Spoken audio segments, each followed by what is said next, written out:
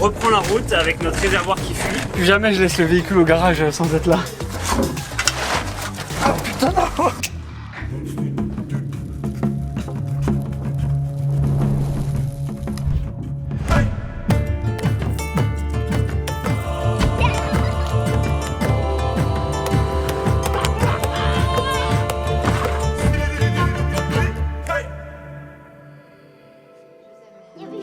On a été hébergés par des abonnés pendant que le véhicule était au garage et les enfants regardent nos vidéos, etc. Et donc je leur ai proposé de faire une nuit dans la tente, donc là ils sont trop contents. Ils vont prendre les talkie-walkie et tout. Tu fais combo, chaussures.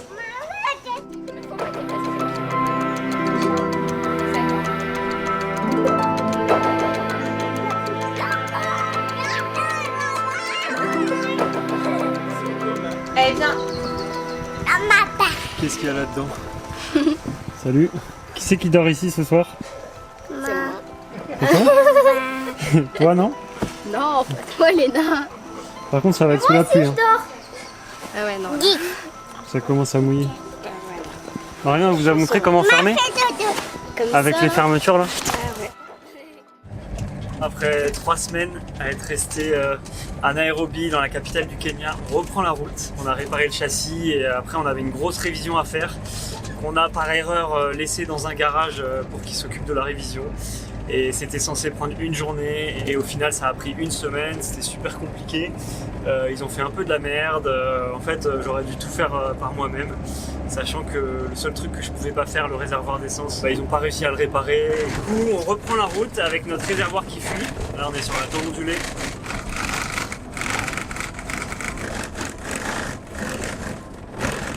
Il y a un passage d'eau.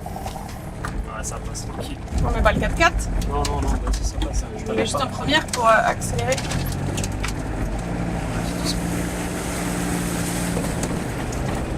Après avoir passé une semaine dans ce garage et après avoir contacté beaucoup de gens pour essayer de trouver un réservoir de L300 4x4, c'était vraiment impossible à trouver à Nairobi. Et on a trouvé dans une autre ville un L300 qui est abandonné. Le mec il veut bien nous vendre le réservoir, il nous le vend un peu cher mais en même temps on n'a pas trop d'autres solutions. Et donc on se dirige vers l'autre bout du pays pour aller changer ce réservoir. C'est à combien? 300, 400 km? Ouais, c'est à 300 km, mais c'est sur notre route pour aller en Ouganda. On espère que tout va bien se passer. Et puis, si le mec nous fait des prix pas trop hauts, on va essayer de changer aussi pas mal de pièces si les pièces sont meilleures sur l'autre L300, quoi.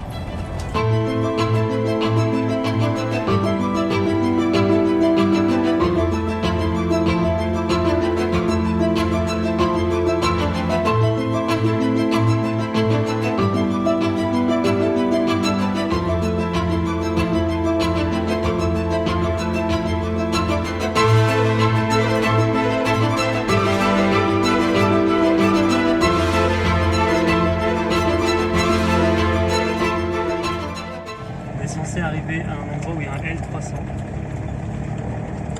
On va être par ici. Oh yes, il est là. Excellent. Là, L300. Il est bien défoncé au niveau de la carrosserie lui aussi. Comme quand on a acheté le nôtre presque. Alors Hugo, t'en penses quoi? Il y a un peu... Putain, la carrosserie ça...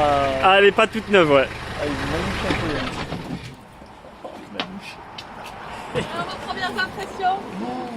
Ah, c'est bien, vous ne l'avez pas. Non mais ça fait tuning. Ah oui, la peinture. La peinture au pinceau c'est Faut chouette. être très regardant. Bon, notre histoire avec le réservoir d'essence continue. Donc nous voilà à Kisumu. C'est une ville qui se situe au lac Victoria, le plus grand lac d'Afrique. Donc on a parcouru 300 km. On a suivi du coup la grande route de Nairobi à Kisumu. Donc il y avait des stations essence partout. Donc on mettait à chaque fois 10 € tous les 50-100 km, histoire de pas perdre trop de gasoil. Et donc là c'est trop rigolo parce qu'on est au milieu des HLM kenyans. Et du coup là Anatole est en train de commencer à démonter le réservoir. Donc on a réussi à s'entendre sur un prix avec le vendeur qui est super sympa. Enfin c'est un particulier qui a ce véhicule. Donc là Anatole va essayer de remettre ce réservoir sur notre véhicule et puis on espère que ça va le faire. Voilà les deux L300 côte à côte, c'est trop rigolo, on compare et tout. Bon finalement il n'y a pas non plus énormément de pièces à récupérer parce que Les trucs pourris chez le nôtre sont pourris aussi dans le sien. Au moins le tank est en bonne condition, donc ça c'est trop bien. Ça va Nathan? Je lève un peu pour avoir un peu de place pour démonter le réservoir. Donc cette fois-ci tu fais toi-même hein, parce qu'avec les mauvaises expériences du garage... Plus jamais je laisse le véhicule au garage sans être là. Ne jamais dire jamais. Maintenant je fais tout moi-même. On vient. Bon bah franchement il a aucune gueule d'extérieur ce L300, mais le châssis est quand même en vachement meilleur état que nous. Même tout ce qui est en dessous en fait, nous on a plein de supports de durite de frein qui sont tous un peu rouillés, tous cassés. Et ici tout est franchement presque nickel. Il est un peu pourri à certains endroits par la rouille, mais il est quand même en meilleur état. On pourrait presque le changer. Ah, it's your dream to be mechanic. Ça y est. Il a accouché d'un gros bébé. Il va t'écraser. Oh putain. Ah putain non. Il est à moitié plein. Oui, il a dit qu'il avait laissé du diesel dedans pour pas qu'il rouille à l'intérieur.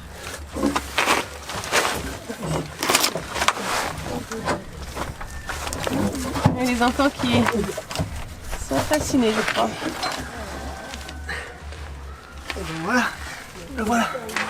Bon, je vais me renverser la moitié du réservoir sur moi, mais c'est pas grave. Can I film you? Yeah? So, hi. You're interesting about mechanic. Yeah, You say it's your dream. yeah, You know what he's doing. I know. He's trying to remove the fuel tank. Exactly. To put in this car because it's the same one, but this one is leaking. Oh, So we try to Replace change, it. to replace it. Exactly. drove very far. Yeah. On a la carte sur le frigo, alors on montre l'itinéraire qu'on a fait aux enfants.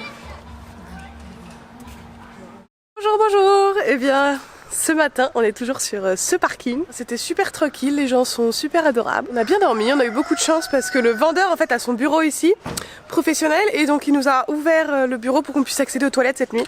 Donc on s'est pris une petite douche robinet et on a accédé aux toilettes, donc super cool. Là, moi je vais aller acheter de la peinture pour repeindre le réservoir.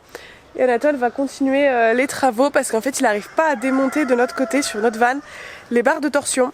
Les barres de torsion, c'est les ressorts qui sont utilisés pour la suspension avant. Donc à l'arrière, on a des ressorts qui sont des lames et à l'avant, c'est juste des barres. Donc c'est des grandes barres qui fonctionnent en torsion en fait.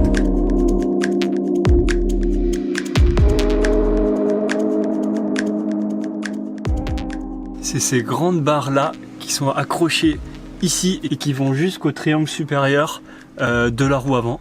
Pourquoi je voulais absolument changer ces barres de torsion? Le véhicule était beaucoup trop mou et en fait quand la suspension s'enfonce, vu que c'est pas un pont rigide à l'avant, eh bien on perd en garde au sol et souvent ça touche et on a ce problème depuis l'Afrique de l'Ouest. Je me souviens au Ghana quand on était dans la forêt, j'avais déjà expliqué que je voulais des nouvelles barres de torsion dans plein de capitales, on a essayé de les chercher, on n'a jamais réussi à les trouver. Et là par chance sur ce L300 il utilise des barres de torsion de 22 mm alors qu'on avait des barres de torsion de 20 mm qui en plus elles ont 30 ans, hein, les nôtres elles n'ont jamais été changées donc elles étaient vraiment en fin de vie. Anatole s'installe de l'autre côté. Je vais essayer de démonter cette barre de torsion là.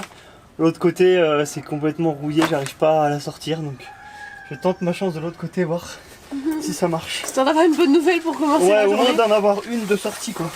Les barres de torsion étaient super faciles à démonter sur l'autre van, mais quand j'ai essayé de démonter les nôtres sur Léon, elles étaient rouillées dans les supports, donc impossible à sortir de ces supports. Donc je pense que j'ai passé une journée entière à essayer de les démonter, mais j'ai réussi à utiliser les supports de l'autre. Du coup, heureusement qu'on a fait comme ça, parce que si j'avais acheté des barres de torsion comme ça, j'aurais même pas pu les monter, parce que j'aurais pas pu le démonter de leur support.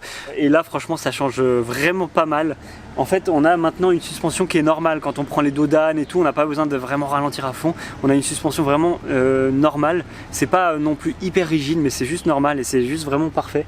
C'est ce qu'il nous faut et donc je suis vraiment trop content qu'on ait pu changer ces barres de torsion. Hier après-midi, j'ai passé l'après-midi, c'était super difficile, à nettoyer le réservoir d'essence. Ah, il est sorti déjà.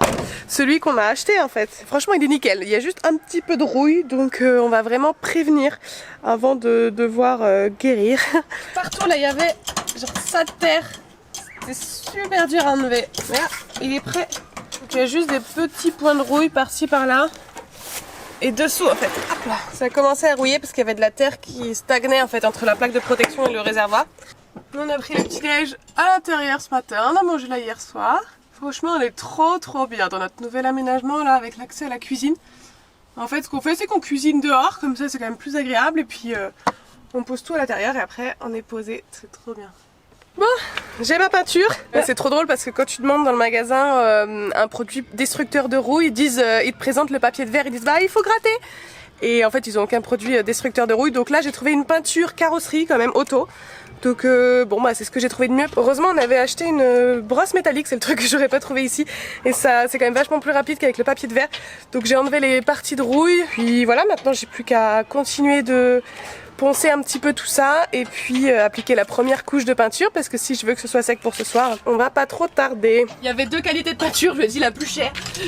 Parce que bon, on n'est pas à 5 € près et voilà, donc ça c'est les parties, les supports, donc ça c'est assez rouillé mais bon c'est tellement épais que c'est de la rouille vraiment de surface. Et autrement, là j'ai poncé tout le tour mais voilà, c'est vraiment très superficiel donc ça va lui faire du bien de le protéger. Et il faut que je ponce tout maintenant pour que la peinture accroche bien.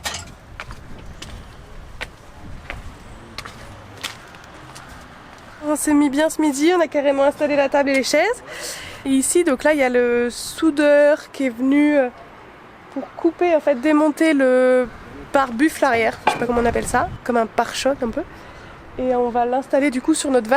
Et je crois que j'ai entendu Jonathan gueuler parce qu'il a carrément coupé le truc. Il n'a pas compris qu'il fallait qu'on le démonte pour le réinstaller, donc il l'a coupé à moitié en deux, donc je sais pas quoi. Et je crois que l'électricité n'est pas assez puissante pour le ressouder. Enfin bon. Mais c'est pas grave. Et moi je suis plutôt fière, j'ai fini de repeindre le réservoir, donc j'ai mis 2 couches de peinture, j'espère que ça va bien tenir. En tout cas j'ai tout fait pour, et puis voilà, on attend que ça sèche pour pouvoir le remonter, et je pense qu'on va pouvoir partir et dormir dans un cadre un petit peu plus sympa. Ce sera pas mal, hein, on a juste à le repeindre en noir. Ouais, comme ça. Il y a pas mal de taf quand même pour ressouder des pattes, enfin faire ça proprement, parce que eux en fait ils le soudent directement sur le châssis, mais après du coup tu peux pas l'enlever, et en fait pour l'enlever ils ont dû arracher un morceau du châssis, donc moi j'aimerais faire ça bien et mettre des vis quoi, donc je vais pas leur demander de le faire, je vais le faire moi-même. Du coup la bonne nouvelle c'est qu'on va se coltiner cette belle pièce dans la voiture. Super. Pendant une semaine. Pour souder, ils soudent leur poste dessus et du coup tu tapes des vieilles trucs de soudure, hein. C'est l'africaine. Ah bah, ils font comme ils peuvent. Ça y est, on est prêt à partir. Voilà. Ok, thank you for the tank. The deal is hope to see you again. Yeah. You drive slow and enjoy. And thank you for the night. Yeah, you're most welcome. Anytime. This is shower home. and Yeah, toilet. this is home. Anytime you come, you let me know. Thank you. So that we now give you a proper campsite. Yeah. Yes. Ça y est, c'est l'heure de repartir. Bah, au final, on était presque bien ici, on se plaisait presque. Les gens sont super adorables.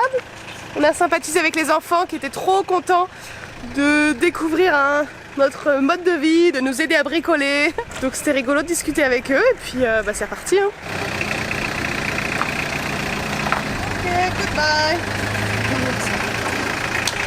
Voilà, on est posé un petit... c'est plutôt un restaurant, mais ils acceptent qu'on campe ici. Après avoir réparé donc toute la voiture, on s'est posé ici pour travailler. Moi je travaille sur la prochaine vidéo dans la voiture.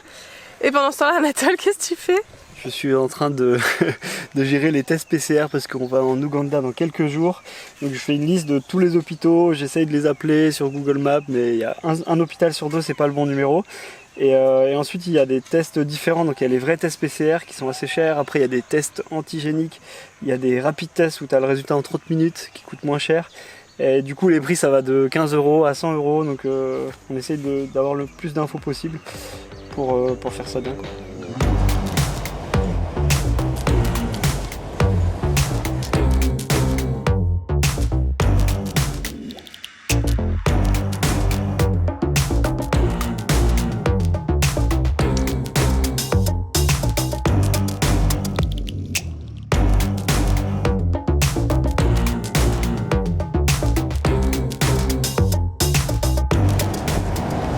On a fait nos tests PCR ce midi, on vient de faire un petit peu de course et puis bah On se dirige tranquillement vers la frontière en espérant recevoir les résultats de nos tests cet après-midi ou demain, par mail normalement. Donc on va voir. Voilà, une nouvelle aventure s'annonce vers l'Ouganda. On est calé au bord du Nil et on vient de rejoindre nos amis brésiliens avec le défendeur là.